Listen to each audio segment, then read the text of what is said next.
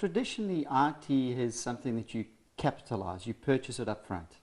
You hire your own people and you train those people, and through processes, you deliver an IT solution to the company. That all takes a lot of work. Alternatively, what we're able to do, or what the transformation capability is to rather run that through a service provider.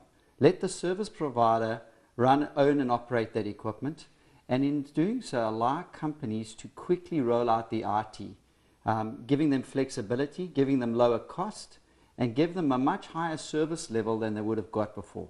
So we're talking about data centers here? Yes.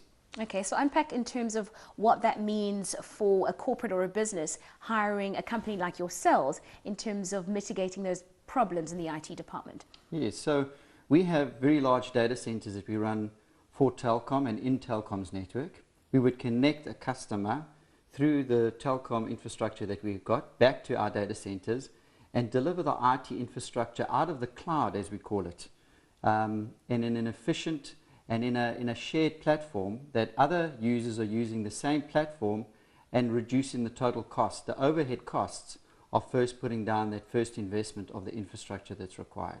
You made mention of the issue of clouds. I've heard that a lot during this conference.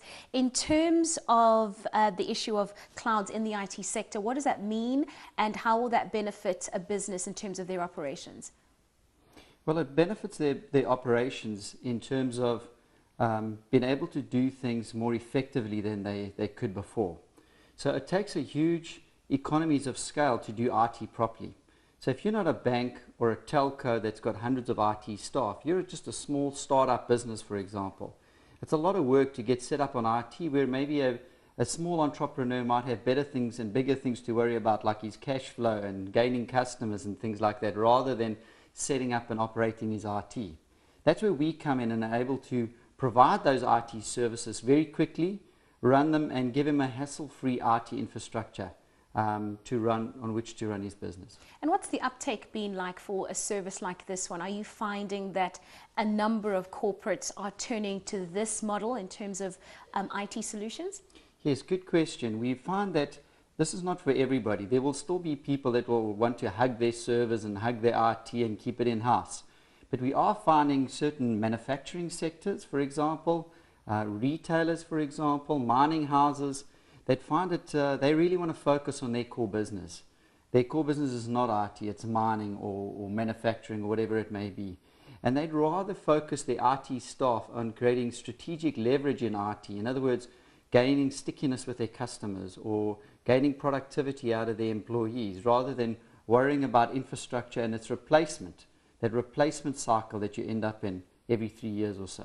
And cost. Cost is a big thing, especially when you're talking business, you're talking numbers, you're talking bottom line. And IT is a department that often costs a lot. Will a solution like this one help bring down those costs? Yes, it brings it down at a few levels. First of all, in terms of the cost of the equipment. So as Telkom, we're one of the largest IT buyers. We have huge buying power to buy from the manufacturers of this equipment at much lower rates than companies can by themselves. Secondly, we've got the efficiency in our operations to do things smarter and in a more automated way that also brings down the operating costs associated with IT. And it's all about economies of scale. And we've got 3.5 billion rands worth of assets in our data centers. And that gives us huge economies of scale, more than 500 staff of IT in IT operations. And that economies of scale we translate into savings for our customers. Now, in terms of innovation, how is this the next step in terms of data center innovation for businesses in South Africa? I think this is an innovative way, an alternative to what the treadmill that they're on at the moment. And for them, it's the possibility that these services do exist. Even, for example, email, for example. I was talking to some senior executives of Microsoft the other day, and they say that in the next 3 years, 50% of all Microsoft email or Exchange services are going to be run by the service providers themselves, not by corporations themselves owning their own email. And that's how quickly we're going to see the transformation take place.